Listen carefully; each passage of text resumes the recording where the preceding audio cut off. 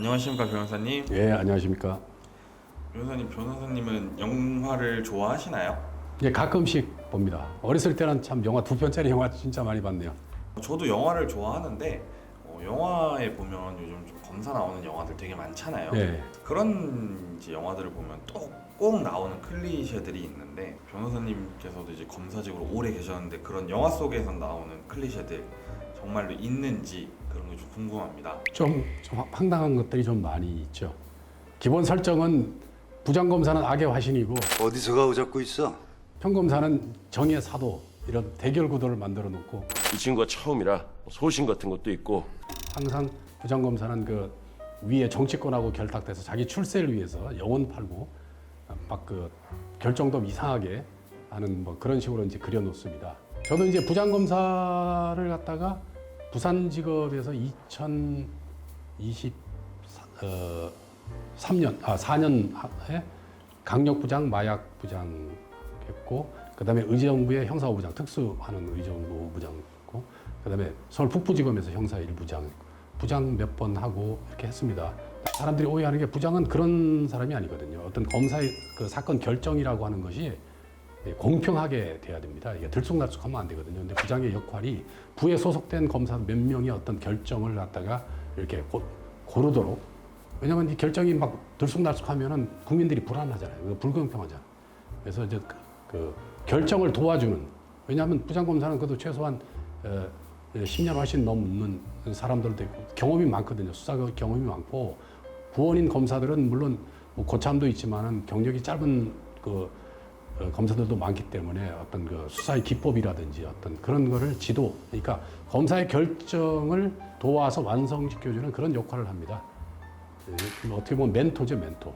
이제 그런 역할을 하는 건데, 간혹 이제 부원인 검사가 오해해가지고 부당하게 자기 사건에 개입한다든지 뭐 이렇게 오해해서 또 부장과 부원인 검사 간에 또 알력이 있는 경우가 싸우는 경우도 있고, 막 굉장히 좀 사사건건 막 또 좀 보기가 안 좋죠. 그런 경우도 있습니다. 근데 그거는 검사가 이제 그 오해해서, 뭐 물론 뭐 부장이 딴 데 청탁받아서 뭐 또 얘기는 할 수 있죠. 그 모시던 부장이 뭐 밖에서 누구 얘기를 들었을 경우, 듣고서 어떤 지시를 했을 경우에 일단 뭐가 있으니까 지시했을 거 아닙니까? 그러면 지시한 거하고 이렇게 조사를 한번 쭉 해서, 아, 부장님이 이렇게 말씀하셨는데 조사를 해보니까 실체는 그게 아니고 이렇게 됐습니다. 이 상황은 이렇고 이런데 이거 부장님 하시는 대로 하면 어떤 뭐 문제가 생깁니다. 이렇게 하면은 그래도 뭐 10년 이상 훨씬 오랜 경험이 많은 부장검사가 그 사리 판단을 못 하겠습니까? 그러면 뭐 네가 뭐 제대로 하라든지 아니면 꼭 구속이 되도록 하라든지, 내가 이 청탁을 거절할 테니까 네가 제대로 하라.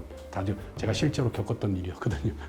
이제 그런 것들이 좀 있습니다. 결제를 올렸을 때 부장이 이렇게 지적했다고 해서 그대로 결정하라는 건 아니거든요. 이러이러한 문제점이 있고 이런 부분도 검토해봤냐 이 얘기인데, 요새 젊은 검사들은 그 오해해서 딱 어느 부분이 잘못됐다 그러면은 뭐 고민도 안 하고 바로 고쳐서 옵니다. 영혼이 없는 거죠. 그런 검사를 만났을 때 부장검사 제일 당황스럽습니다. 이 검사는 영혼이 있는 검사예요, 없는 검사예요? 직원도 없네. 이렇게 되는 거거든요. 그거는 검사로서의 어떤 그 자세가 아니죠. 그리고 이제 영화나 이런 걸 봤을 때 부장검사님 왜 영장을 발부해주지 않습니까? 뭐 이런 멘트가 막 나오더라고요. 구속영장 발부는 판사가 하는 거고요. 검사가 하는 거는 구속영장 청구. 그다음에 경찰이 이제 하는 거는 신청이라고 그래요. 경찰이 하는 건 신청, 검사가 하는 거는 청구, 판사가 하는 건 발부. 근데 그거를 왜 부장검사한테 따지면서 부장검사님 왜 영장을 발부해주지 않습니까? 하면서 자기 신분증을 막 팽개치고 막 그러는데, 그 굉장히 드라마틱하고 재밌긴 재밌는데 어떤 그 형법에, 그 형사소송법에 안 맞는 그런 멘트가 나와서 굉장히 속으로 웃었습니다. 결제 제도라고 하는 것은 검사의 어떤 결정을 도와서 완성시켜주는, 구형이 똑같이 그 정도의 죄를 졌는데 구형이 들쭉날쭉하면은 법을 집행당하는 그 국민 입장에서 되게 불안하거든요. 근데 그 양형 기준에 잘 맞게 부장검사가 그 조정해주는 그런 역할을 하는 거고요. 그 다음에 간혹 보면은 부장검사가 이렇게 뭐 난을 궁상밖에 막 난을 막 닦고 있는 그런 장면이 있더라고요. 근데 그 난은 뭐냐면 우리가 인사이동돼서 어디 가면은 근데 부임 축하하는 그런 난을 보내주거든요. 옛날에는 난을 막 많이 보내줘가지고 그거 다 그 여직원이 다 관리해야 되거든요. 실무관이라고 요새 부르는데 그 여직원이 되게 싫어하죠. 잘 키우려면 되게 힘든데 그래서 나는 이거 부장검사가 닦는 게 아니고 그것도 좀 현실하고 잘 안 맞고요. 그 다음에 보면은 이제 부장검사 책상에 이제 명패가 있더라. 부장검사 아무개 있었는데 저도 평검사 때 이제 그 명패가 있었죠. 부장검사 때는 제가 명패를 안 만들었습니다. 보통은 이제 명패는 이제 어디에 부임한다든지 처음 검사 인관되면 뭐 나를 아는 사람, 뭐 친척이나 누가 이제 명패를 이렇게 딱 만들어서 줍니다. 멋지게 이렇게 용그림 촥 무늬가 있고 이런 걸 주는데 그걸 뭐 차장, 부장, 이제 평검사, 부장, 차장, 뭐 지청장 내지는 검사장 다 명패를 다 이렇게 만드는 사람도 있고요. 그러면 이제 이게 뭐 계속 승진하고 이렇게 갈 때마다 명패가 자꾸 쌓여가지고 되게 걸그적거리거든요. 그리고 명패가 없어도 그 검사인 줄 당연히 알고. 잘못한 거 명패 이게 조사받다가 그 피의자가 막 열받는다고 명패 가지고 막 검사한테 또 대들 이건 막 또 폭력을 휘두를 수도 있거든요. 상당히 위험한데요. 그래서 저는 평검사 그 이후에는 명패가 없었습니다. 또 그 검사실 입구에 보면은 몇 호 검사실 아무개 검사 이렇게 다 써 있잖아요. 그러니까 명패나 이런 건 약간 권위주의 시대의 어떤 산물이 아닌가 이런 생각이 들고요. 간혹 영화나 이런 거 보면 사무장 뭐 검사 옆에서 이렇게 그 수사를 도와주는 게 검사실에는 기본적으로 검사가 한 명 있고요. 그다음에 실무관 여직원이 있고 수사관이 하나 있습니다. 그 이제 계장이라 그러는데요. 그걸 보통 간혹 두고 이제 평검사 때도 사람들 조사받으면서 우리 수사 그 계장이라는데 우리 수사관을 보고 하는 얘기가 사무장님 뭐 이렇게 얘기해요. 근데 사무장은 변호사 사무실에서 이제 변호사 일을 도와주고 보조해 주는 사람이 사무장이고요. 검찰청에서는 계장 내지는 그 수사관이라고 부릅니다. 많은 사람들이 특히 뭐 언론에서도 그 용어를 혼동하는데 검사가 취조한다. 이건데 그 일본 말이거든요. 취조라는 말은 법전에 없습니다. 취조는 완전히 옛날 일제시대 때나 쓰는 그 말이고 취조한다 이래야지 뭔가 어감이 좀 강하고 뭔가 그런 것 때문에 영화에서는 아직도 그 용어를 안 바꾸고 취조라 그러는데 그게 아니고 조사 아니면 신문 이렇게 해야 되고요. 항상 보면은 검사가 뭐 정의의 검사도 있지만 항상 비리에 평검사지만 또 완전히 그 뇌물을 좋아하는 그런 또 검사들이 나오잖아요. 그런 걸 많이 다루다 보니까 많은 사람들이 검사는 또 이게 뭐 뇌물도 잘 받고 뭐 이렇게 실제로 뇌물 받아서 구속된 검사들도 가끔 뭐 나오긴 나오죠. 이게 조직을 완전히 망가뜨리는 거고 자기가 인생을 걸고 저처럼 어렵게 시험이 됐는데 그런 걸 받음으로 해가지고 인생이 망가지고 변호사 기업도 일정 기간 못하게 되니까 그건 이익보다 불이익이 엄청나게 크거든요.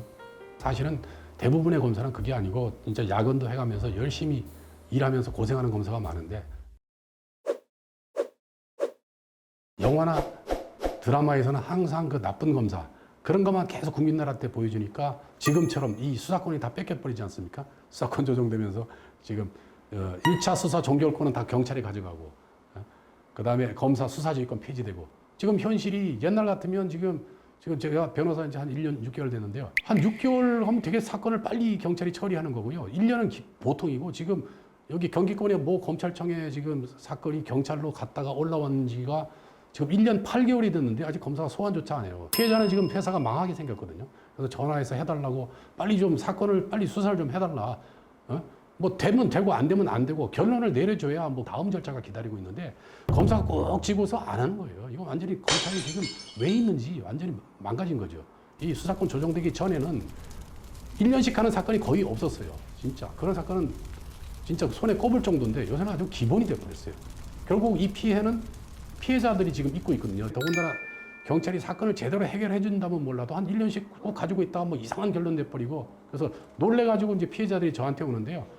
어디 가서 하소연할 데가 없어요. 그냥 경찰이 사건을 꼭 지고서 아무것도 안 하는 그런 상황에서는 뭐 어떻게 해줄 방법이 없는 너무 안타깝고 그래서 이건 빨리 시스템을 원위치시켜야 된다. 왜 이게 제도를 바꿀 때는 뭔가 국민들이 편하고 좀 더 효율적이고 좀 더 실체를 밝히는데 도움이 될 수 있게 하기 위해서 제도를 바꾸는 건데 이거는 완전히 제도를 다 망가뜨려 놔가지고 이제 와서 저하고 이제 그 선임이나 상담하는 분들이 이제 통탄하죠. 이게 수사권 조정이 이렇게 그 우리한테 이렇게 큰 피해가 올 줄 몰랐습니다. 여태까지 그것도 모르셨냐 제가 그러지만 너무 지금 안타까운 그런 현실입니다. 클리셰 얘기하다 제가 흥분해가지고 지금 또 제가 약간 다혈질이거든요. 어쨌든 그렇고요. 그 다음에 이제 또 검사를 또 프로라고 부르는 경우가 되게 많죠. 그래서 처음에 주위 사람들 저보고 프로 그래가지고 나 골프 거의 뭐 100개 가까이 치는데 프로라고 불러가지고 되게 쑥스러웠는데 그게 프로가 그 골프 프로라는 그 의미가 아니고 영어로 이제 검사를 퍼블릭 프로시큐터 발음이 좋은가요? 이게 그 소추관 그래서 프로시큐터를 줄여서 프로라고 부르는 거죠. 그래서 검사를 프로, 김프로, 이프로 이렇게 부르는 게 검사라는 걸 영어로 이제 줄여서 일본식으로 줄여서 이제 그렇게 하고요.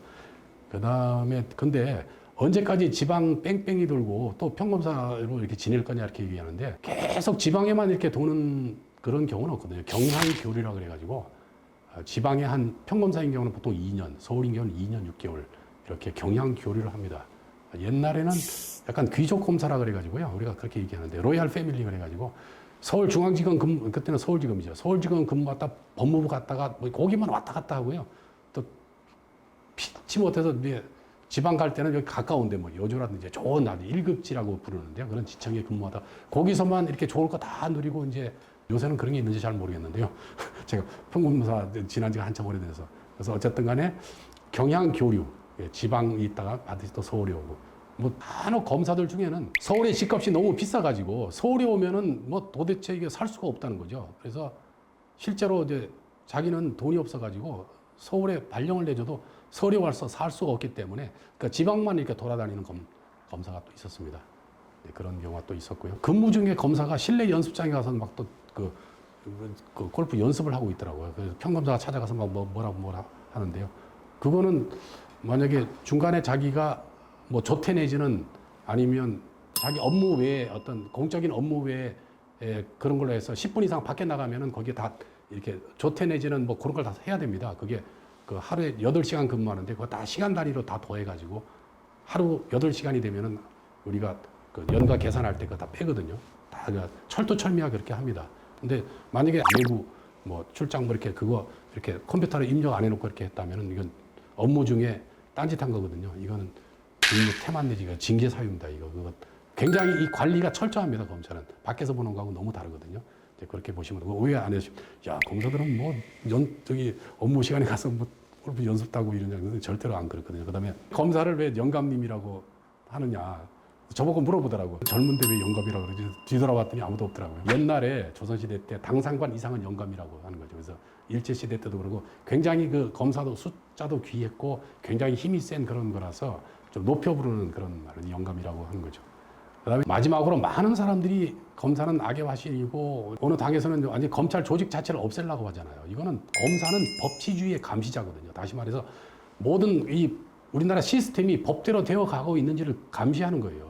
그래 안 돼 있으면 바로 잡아주고 하는 게 그야말로 정의의 사도죠. 근데 그게 점점 더 왜곡되고 또 검사들 중에서도 이상한 짓거리하고 딴짓해가지고 구속되고 막 이래 되니까 점점 그 기강도 해이해지고 그리고 많은 사람들이 지금도 그렇게 생각하는 사람이 많은데요. 검사는 없는 제도 만들어서 벌을 주는 사람이라고 이렇게 생각하더라고요. 상당수의 사람들이 그렇게 오해하고 있더라고요. 그래서 검사는 그게 아니고 72비를 증거를 통해서 가려서 억울한 사람이 생기지 않도록 죄를 지은 사람은 진짜 증거를 확실히 찾아서 엄벌하고 제대로 법이 운영되고 있는지 그걸 감시하는 사람이 검사거든요. 법치주의의 감시자다. 그래서 저는 그렇게 표현을 했습니다.